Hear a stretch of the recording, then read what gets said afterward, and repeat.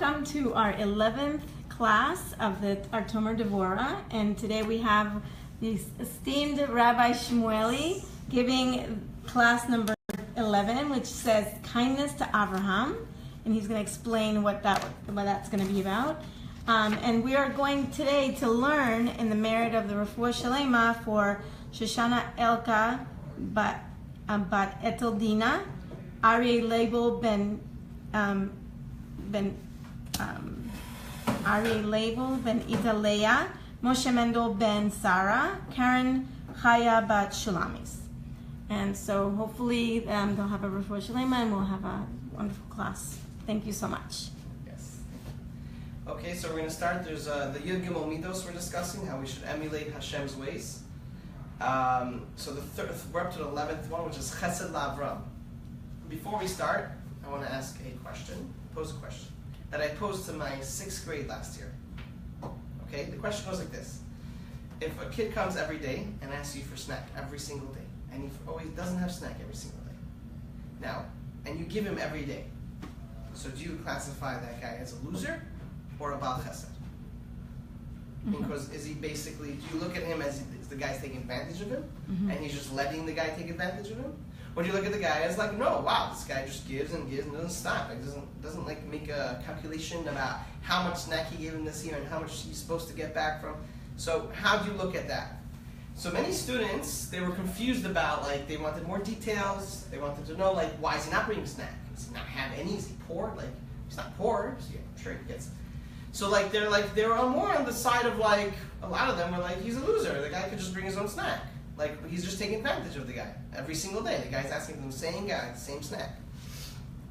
Okay, so we're not going to get involved with what the answer is, but there could be a right discussion. There's another story, a real story that happened. The guy, he had a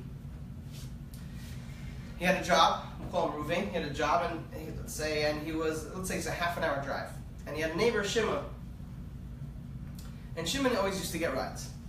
And his wife, Ruvain's wife, would be like, why don't you make a carpool? He's like, Shimon never offered. So I just go, I'm going anyway, so I'm just go. So I just take him. So why does he not offer? Why he doesn't offer money for gas, he doesn't offer a rides, he's like, I don't know, I'm just going anyways. I'm not gonna ask him to drive me. If he wants to offer, I'll take it. Okay. So then Perm comes, yeah, and she's expecting this huge chalachmanos from Shimon, right? Because obviously we drove. And he gives her a little tiny chalachmanos, I guess the standard that you're just giving her one at a time. And she was furious and upset, and she looked at her husband like he was being used. So do you look at that guy as a Baal Chesed? Or do you think no, he should stand up for himself and stand up for his rights? Okay, so let's learn about this midah, and hopefully we'll figure out the answer to those questions. Okay? Fine, so the midah talks about that going beyond what you're supposed to do. There's halacha, there's, X, Y, and Z, what you're supposed to do, and what's right and wrong. There is right and wrong in this world. And then beyond that, it's called lefi mishur sadin. Hello. How you doing, Davidson? Oh. Okay, so it's beyond that. There's lefi mishur sadin. So we want to get to that level of you're acting in mercy and kindness towards other Jews, especially towards the tzaddikim, or especially people that are nice to, in that category of very kind to others. Yeah, so especially to those people, but we want to go beyond what is, expected. So that's this level of chesed Hashem. There's the 11th midah that Hashem has upon us. Now, the more we do this, the more Hashem does it for us. So I know it's hard, but you think you'll gain out of it. But in the end result, the more you're selfless, the more you're going to end up getting. That's how it works. So there's a story. There's the Sachs family. Not the same. Not the same one that we have. So they were sitting on the Shabbos table. So they looked pretty sunny outside, and then the kid got a drop on his shirt from the window. It's what's going on? It doesn't look like it's supposed to rain. It didn't rain. So the father looks out, Rabbi Sachs. He looks out. He sees no rain, and he sees the air conditioner dripping down on his window, and it's getting hitting the window, going inside. So I was on Shabbos. So they're like, oh, maybe we should put a bucket, to catch the water. So Rabbi Sachs said, as we'll learn in Hilchos Shabbos, right? There's a little preview for the exactly future shiur. He says you can't do that because then it was the water from the air conditioner is nolad. It was created on Shabbos, and that's muktzah. And if you put the bucket there, it will make the kli muktzah. And then if the kli is muktzah, you can't make something unusable on Shabbos. That makes it like considered like it's somewhat called the demolishing the kli. Like you made it useless. And so on that level, you're not supposed to keep the. So they didn't have the bucket on Shabbos and just drip. Fine. It was a little annoying. Mrs. Sachs wasn't so happy, but okay, fine. Anyways, after Shabbos, they just kept the bucket, but then the bucket was there. And Rabbi Sachs did not ask the upstairs neighbor, Mr. Gross, to fix it. He just felt like, so time came, and Mrs. Sachs like, we can't just have a bucket, outside our whole life. We need to take care of this leak. So Rabbi Sachs, told her listen, the guy does chesed all day. His whole job was to collect money for the sick people, and so he always knew he was busy. He was always busy doing that, always trying to help people. So he just felt bad, why am I bothering him? I'm saying, whatever, it's not a big deal, it's a leak. And up to a certain point where, his wife, didn't want the leak anymore. So he decided, I'm just going to go to the hardware store and get a hose. So he bought a hose, and he knew that Mr. Gross has to pay for it, but he just, saved him the trip. So he went and he, gave him the hose. He was too busy to talk to Mr. Gross. So he didn't really have time to give him the receipt, tell him how much it cost. He's like, fine, okay, we'll figure it out later. And then, the next day, he saw the hose was put up already, so it's very nice. Mr. Gross put it up already. He's like, thank you. And he never really asked for the money. He just felt like, why am I bothering this guy? This guy's doing he wasn't trying. The halacha would be obviously he has to take care of it. He has to buy his own hose. He has to pay for it. But he felt like this guy is helping Klal Yisrael with the sick people. How am I I'm not. It's not right or wrong anymore. At this point, I should do beyond the letter of the law. Go beyond. Let's do it, even though it doesn't technically have to work out. I'm going to pay for it. Even though I don't have to. Right? So that's going beyond the letter of the law. That would be an example, a story of going beyond. Next, we have in Tanakh. There's a Shlomo Melech says in Mishlei. Translated, he with the generous eye shall be blessed, since he has given of his bread to the poor. Okay, so the Gemara says, what does that mean? He shall be blessed. So it means shall, meaning he will be the one that's leading the Birkas Hamazon. Okay, so now the Vilna Gaon was a little confused about this. He said, how does it continue? He says, the one with the generous eye shall be the one leading the Birkas Hamazon. Why? Because since he has given bread to the poor. So it just didn't connect. That line didn't connect for the Vilna Gaon. And he wanted to make sense out of this pasuk Mishlei. So first he explains the Gemara by saying that there's a Gemara that explains that the angels asked Hashem, how could you favor Bnei Israel? Right? It says in the pasuk, you don't favor and you don't bribe. You can't take any favors, you can't bribe. So why would you like the Bnei Israel more than other people? Right? That's what the angels asked Hashem. So what does he say? So he says like this. Hashem says back to the angels. It's the Gemara in Brachos. Talks about that halacha. Really, I only expected them. It says in the pasuk, "V'achalta v'savata v'rachta." You ate, you're satisfied, and you made a bracha. So really, in order to really bench Min Torah, how much do you have to eat in order to be satisfied? Min Torah, you only have to you only have to bench if you're satisfied. So but the rabbis decide, you know what? We're still going to bench. So the way the Gemara says it, it says they even bench, even for an olive or an egg, for the size of an olive or an egg. Okay, that's the Gemara. That's the line. So that's what he told the angels, because they even bench for an olive or an egg. So the Vilna Gaon has two questions. Which one is it? Olive or an egg, right? Olive is smaller than an egg. So why is Hashem saying olive or an egg? It's very strange. So you could try to answer that there's actually a machlokas. Reb Meir in the Gemara says it's an olive, and Rabbi Yehuda says it's an egg. So maybe he was saying both shitas. But it's also a little funny. Hashem knows what the right answer, right? It's an argument about what Hashem, the way it's supposed to be. So Hashem knows what it's supposed to be. So why don't you just say the right one, whatever one it is? Right? That's very strange. So that's like one question. Another question is, there's 1,000 and million chumras that we have in this world, right? Countless chumras. Why are we picking this one? There's there's countless ones that are even harder to do than bench, for an egg, size of an egg, right? So why is Hashem picking this one? That's also the Vilna Gaon's question. So he's going to try to tie in the answers to this to answer the pasuk of Mishlei. So he says. So let's go back to the pasuk. It says, "V'achata v'savato v'rachta." It says you should eat, you'll be satisfied, and you should. V'rachta means bench. Okay, so bench. So now, how much do you need to satisfy? So the Vilna guy gets it from Gemara probably, or wherever he gets it. So there is. It says 3 eggs, the size of 3 eggs. 3 eggs is the amount, which it does say. There's a whole shiloh about if you need to bench on mizonos, baked mizonos, how much is considered a meal? Because even if you have it as a meal, if you have cookies as a meal, a certain amount will make you need to bench, whatever that amount is. So there is like a whole box, maybe. Like a whole box. But there is opinions that bring down in the Mishnah Berurah that 3 or 4 eggs, size of 3 or 4 eggs. So why 3 or 4? 3 seems to be, at least according to some opinions, the size that will satiate a person.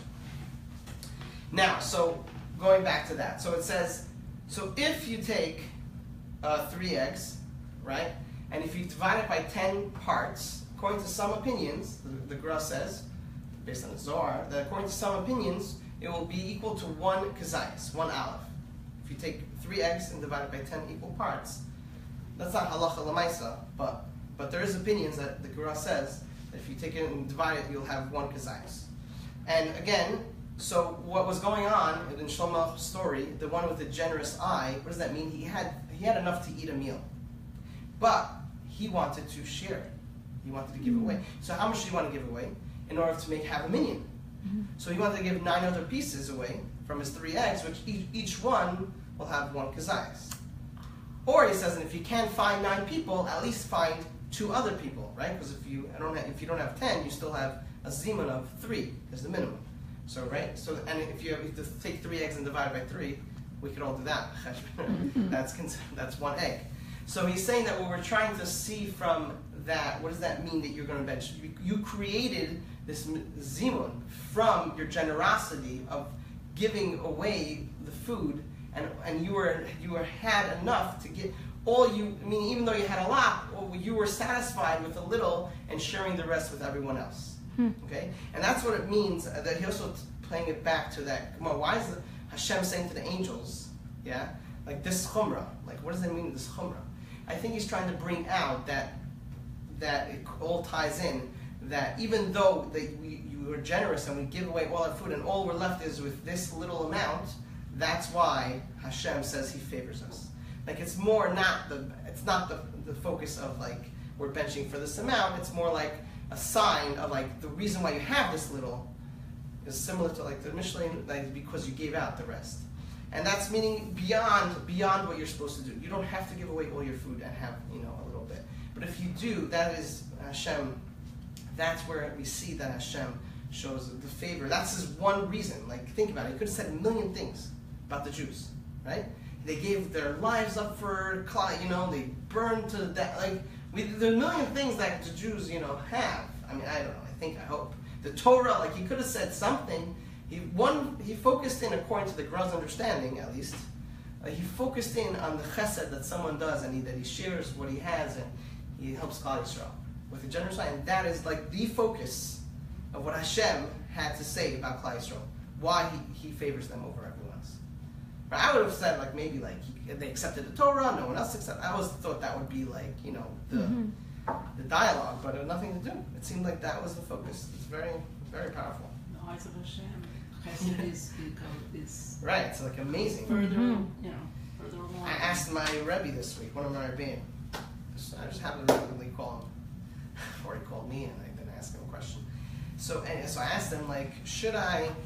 This might be a little controversial, so it's okay. No, so I asked him, should I? Had a discussion this Shabbos table this past week at Shabbos table. If there's such a concept, you should give money for high grades. Mm-hmm. Okay, so that was, so there were people that were for it at the table, and I was personally not for it. So, because whatever the reasons are. So, I wasn't for it because, like, let's say he tried. So, like, I feel bad. Like, why am I telling him he's not good enough if he's tried? So, but maybe he'll try. They were saying that maybe he'll try more. I'm like, okay, but you're still showing that if he doesn't do it, he's not succeeding. Okay, that was the discussion, whatever it was. So I called him and I spoke to him about it after Shabbos, what he thinks. So he obviously he was not for it, but he was telling me, like, he said a line to me, like, it was struck me a little. He's like, why don't anyone offer money to, like, help another student that was struggling in class? Like, why like are we... Like a tutor. No, why another kid should help? Why don't you offer money for a kid? Give $5. This guy is struggling in classes. You should help him out. Like, why are we not doing that? I mean, it's just a thought to think about. Like, why are we focused on, like, personal achievement? And that's not even an achievement. It doesn't have to be. Because it's chesed, you should want to do it without pay. I know, but if you want to give money for things that are good, right? So what do you think is good? What is good? A 90 or helping out someone? What do you think in Hashem's eyes is more good? So, like, you have to, like, think in those terms. That's not so simple. Like what we're teaching our kids. I like that idea. Yeah. Pay somebody to help Exactly. a class. So, I mean, I didn't finish my conversation. That we had very little time. He was going on vacation, so I said we have to obviously discuss that idea that he's bringing out. Obviously, We had more somebody, detail. we actually had somebody a few years ago. The father wanted his son to be able to go up to the shulchan and lean a little bit. And he said, I'll give the shul money and just pay my son to do it. So that was very nice. That's Yeah. sweet.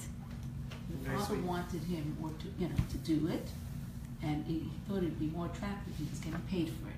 He knows how much money the shul has. That's so cute. That's a very good idea. Great idea. The next for my Yeah, for the bar mitzvah. Yes, Hey. exactly. Fine, very good. Fantastic. I just don't want it to be for the other kids. I feel bad because all the parents are now going to have to pay I know. after me. We'll start a little over. Under the We'll table. keep it in the. Yeah, the You kids won't tell anyone they'll you never- said the it. kids will never talk. You know, and yeah. Anyways. And they won't watch this video. Exactly.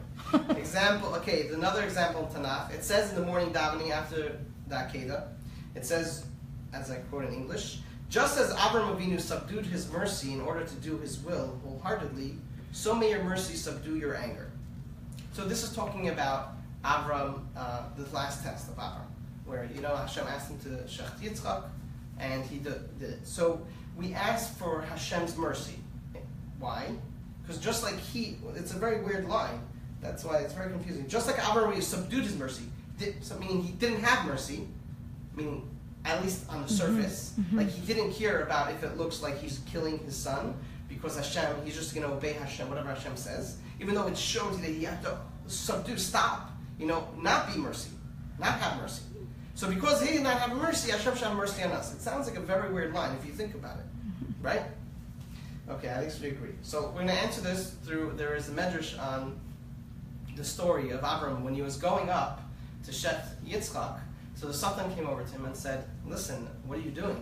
You finally, for years, you couldn't have a child. And finally you had a child. Now you're going to kill him? Does that make any sense? Hashem said he's promised you that the Jewish nation will come from him. This doesn't make any sense. Why you can't do it? It doesn't make any sense to do it. If you think about it for 1 second, 0 sense. So he says, even so, I'll do it anyways. Okay, then the Satan's like, doesn't make sense. Then he says, what do you mean? What if he's going to ask you to kill yourself tomorrow? What are you going to do then? I'll do that. Even so, I'll still do it. Then he's like, what if everyone's going to call you a murderer? I'll still do it. I don't know. He's like, even so. Notice that there's a whole shmooze why he didn't have a discussion with the Yetzer Hara. Because once you have discussions, you could get stuck, in your logic. And one of the tricks with the Yetzer Hara sometimes is just say whatever. And if you don't get into conversation, he can't really, get you into, get you in trouble. Get you in trouble.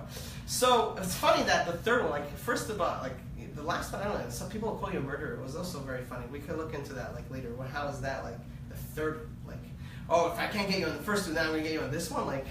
what people think about you is important, So we right? see how important, How we think is impressionable. important, right? Self-esteem, as we talked about Right. before this year. Right. Right? Anyways, so that's the debate. So, and then he went over to Yitzhak and asked Yitzhak, I don't know what you're doing. How could you let yourself get killed? Doesn't make any sense. Yitzhak said, whatever, we're just going. Okay, we're doing it. So we see from there that the Satan had a lot of good reasons not to do this mitzvah. Many, many good reasons. He wasn't like saying crazy things. He was saying actually normal things. Avraham seemed to be the crazy one. If you asked anybody from just the naked eye, Avraham seems to be like doing, like, doesn't make any sense. You must have misunderstood Hashem, whatever it is. But like, it doesn't make any sense. So Avraham ignored the Satan. Even though he had good tainus, he just ignored it. So too, we're asking Hashem in the future generations, ignore the Satan, even though he has good tainus in us. We sin, we do things but just ignore him. Similar, that's the midah keneged midah that we want to bring out from Avram. So when the Satan goes and tattles on us or whatever, Even if it's good reason, right? but midah That we're keneged doing midah, bad just like things. Hashem, Avram didn't listen to the Satan when he had good reasons. So too, Hashem should try when whatever Kaviyachol has, Hashem, the Satan comes to Hashem to have tainus on Bnei Yisrael. That's what we're really davening in the morning. That's the midah keneged midah. So you went beyond. Okay, next we're gonna go, now we're gonna go to the story of the 4 and 5 kings, the world powers. So a little background. So the 5 kings and the 4 kings, they had their thing, and then they decided to revolt, and the 4 kings were stronger than the 5 kings. So the 4 kings beat up the 5 kings, and Sodom was one of the 5 kings. So he was captured, and in Sodom, with Sodom was Lot. Then someone comes over and tells Avraham and says, listen, Lot is captured from the 4 kings, which is like the world power. Yeah, you have to do, you have to try to save him. So Avraham goes, and he has to do what he has to do. So he goes and he takes either like some of his servants or just one servant, whatever the shelter, right? And he goes and he feels he has nothing to do, so he goes and miracle, he takes the dust from his hand and blows it, and all arrows, and kills everyone. And then he beats basically by himself with his servants. He beats up all the whole 4 kings. Now he gets Lot back. Okay, now Sodom watches this happen, and actually people were like trying to crown him as, they wanted the native people around that were seeing all this, they wanted to crown him as like the new king, but I don't know if he was officially the new king, but they wanted to crown him as the leader. And then this Malkei Tzedek comes, and he says he was actually Shem, the son of Noach, and he gives him wine and bread after to give food to him and the servants after the war. And Avram was very happy with this, and he said, you know what? I'm also going to give you Meiser. So he gave Malkei Tzedek the Meiser of the spoils that he had, and so Sodom watched all this, and Sodom figured out that Avram must think that everything that he captured from the 4 kings, including all his stuff, because he lost to the 4 kings, and now Avram beat up the 4 kings. So now all the stuff that Sodom lost from the 4 kings, now Avram seems to understand is his, which logically is. That's how it works with war. You take the spoils when you win. Okay, so the Sodom figured this out based on he giving Meiser too. Like that was a very clear sign that Avram felt that it was his stuff, which makes sense. So Sodom goes over to Avram because he knew like basically he has nothing. So he says, you know what? How about give me the prisoners, and you could take the money. That was his deal. Even though it doesn't make sense. What do you mean? Are you making a deal with me? Like you don't have anything. It's like you're making a deal and you don't. So Avram saw, at least in Sodom's eyes, on some level, he felt that it was his treasure. You're right, it was taken from him, but like it was his. On some level, he felt it was his, and because of that, Avram felt that it was, even though right and wrong, it's his. There's no question about it. It's Avram's stuff. But because he felt, he went beyond, even for Sodom, which is Russia. Like we're not even talking about tzaddikim here. Even for that, he felt that like Sodom felt it was his on some level, and therefore he said, I will not take anything from you. At the line, I will not take a thread or a shoe strap. Nothing. Zero.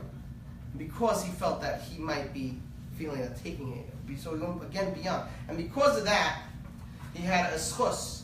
The thread, he said he wouldn't take a thread. So one of the mitzvahs from his schus is tcheles, string. And also the shoe strap, that was the tefillin. That was another schus, that was another mitzvah that is attributed to Avraham from there. So, anyways, again, we see that he goes far and beyond, even for Rishayim, like beyond what is called a duty. So that's another amazing story with Avraham, and continuing on with Avraham, because you see constantly, he's doing far beyond what is expected, beyond what is right and wrong. Okay, the story with Ephron, right? The story with he had to find a burying place for Sarah. So he went and he found Ephron had the Marsa Machpelah, and he wanted to pay for it, and so Ephron's like, oh no, I'll get it for free. And then Ephron mentioned like, yeah, what's 400 silver shekels, between these silver coins. So then he realized that obviously he wanted 400. You don't say that number unless you want it, right? That's like, for like in a practical example today, if you give a gift, if you want to know how much you want them to know how much you paid for it, you leave the price tag on. And this way, when you have a bar mitzvah, they'll leave the price tag for you too. Okay, so that's like Avram, but you see, he obviously wasn't worth that much, not even close, because I'll talk about this. It wasn't even close to that amount. So Avram could have easily just obviously made a very simple conversation. Everyone would be on Avram's side. Everyone would feel in 1 minute, Avram could cut down the price in half. I don't know, whatever it is. I'm just making a number. So, but he didn't, because Ephron thought that Ephron felt that that's how much it was worth, and he didn't want to. Again, even though Ephron, what does he know? He still had, he saw that it doesn't make a difference. That Ephron had this idea that it was worth that much, even though it was clearly not worth that much. But the fact is, he didn't want to take, any more than the guy thought. And so therefore, he just decided again to go beyond the letter. Again, we see constant stories with Avraham going beyond. And he did chesed even when there's not. We have a story even he did chesed even when there's not need for chesed, right? What the whole story with him and after his bris milah, he was waiting outside for people, but Hashem took out the sun. There's no one outside. Why is he upset? He's upset. There's no people to do chesed. There's no one needs chesed. Everyone's home. So the chesed that Avram's dealing with is a whole different world. He's not doing chesed to help because other people are in need. He's doing chesed because he wants to emulate Hashem. It's a different world of understanding of why we're doing the chesed. He was very connected to what is Hashem all about. It's all about me emulating Hashem. Right. It's not, even if people don't need it, I'm lacking in my, servitude to Hashem if I don't do chesed for myself. That's the way he was thinking. Because in reality, if you think about it, Hashem's going to take care of whoever needs to be taken care of. Hashem will take care of without you. And whoever you think you could take care of, and Hashem doesn't want to take care of, whatever the X reason, it's not going to work regardless. So it's funny. You don't really have. You're not part of the end result. Whatever Hashem, and then so it's funny. Why we do, but we're doing chesed for us. I think Pirkei Avos talks about it's better to give $1,000, $1 a day for 1,000 days than $1,000 check. Why? Why? It's the same amount of money, assuming it's the same needs that are taken care of. Why? The answer goes like this, because regarding the one that you're giving to, it could be the same thing, assuming it's equal to the guy, whatever it is. Let's say he buys a bagel every day for 1,000 days. I don't know what he's doing with the money. But you're giving him bread every day. So he could keep it in his side, by his pocket, and buy bread every single day for 1,000 days. But Lagabi, how many times did you do chesed? Once, if you give $1,000 one time. Or you gave it 1,000 times. So you are getting affected. The more you act towards chesed, the more you act kindness, you become a kind person. Okay? I think that's how it works, and that's why Chazal say that is better to do that. I think the last thing we're going to talk about is that the Zohar, interesting Zohar he brings down here. So the chesed is also a way to purify our souls. Okay? So the Zohar compares a soul to a kli. Okay, a kli. How do you kasher a kli? Well, it depends what happened to the kli. The rules of kelim. Do this after Shabbos. There's a kashering kelim. There are the rules with the basic rule for all kashering kelim. And just to summarize in 3 words, it's kiblo kach polto. The way it goes in, the way it is absorbed, that's how you take it out. That's the general rule. So let's say you put cold milk in a fleisha cup. You just rinse it out with cold water. It's cold and cold. If, let's say, you take a pot of soup, make chicken soup in a milchik pot, so the way you do it is you have to take hot water to undo the hot soup. That was fleishiks, right? Liquid. And if you are roasting, pig on a grill, right? So that is dry heat that is getting into the grate, right? And there's this fire.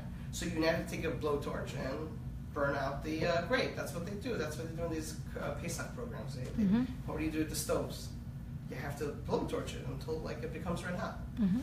Okay, that's the way you kasher. So he said similar to a neshama. Neshama is really a kli to be able to accept the Shekhinah. That's the way the Zohar talks about the neshama. It's a kli to be able to accept the Shekhinah. It even talks about that before the Egel, really, there was no intention of making the Beis HaMikdash. Right? Before the Egel, everyone would be his own, have his own Beis HaMikdash, whatever, his Shekhinah.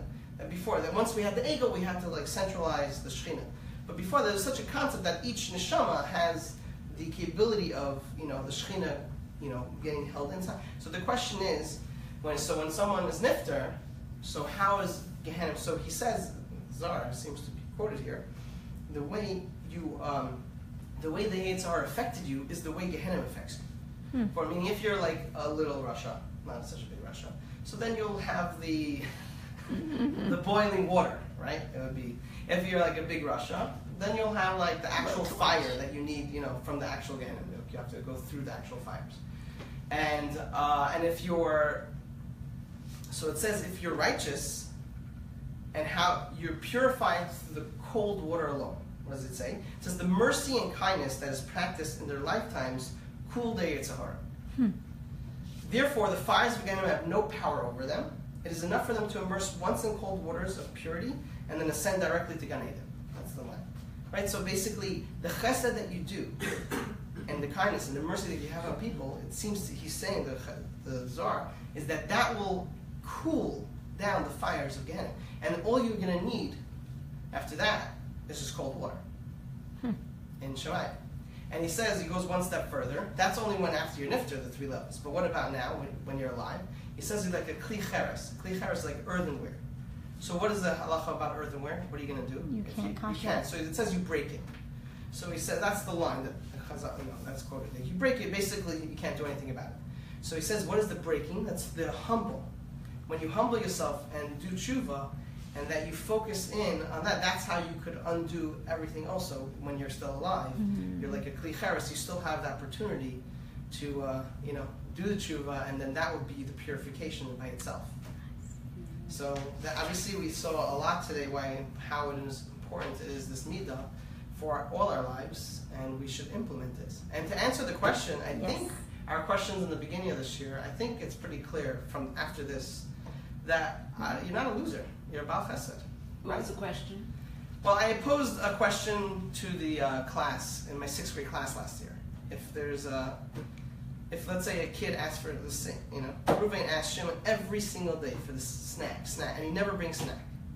So is the guy and the guy gives every day. The guy gives every day. So do you look at that guy as a loser? That was my question. The one giving. Right, not the one. I don't know what the. You look at him, or you look at him as a tremendous Baal Chesed. And there's 2 ways you look at. Do you think that the guy's being used and he's just letting himself being used? Which a lot of people. So a lot of the kids, they were a little confused about the facts of why he's not bringing snack. They were just getting into details. But I said, I don't know whatever the reason. I don't know why he's bringing snacks. Could be he's not. Could be he's doing it on purpose. I don't know. The fact is he doesn't have snack every day. Okay, so now, so a lot of them were saying, no, the guy is a loser. The guy, they looked at him as he's being taken, for a ride, and he's letting himself. But I think after this, it's pretty clear that just because it's it's not fair. Of course, you don't have to give the guy a snack. Of course, he should probably share a snack with you too.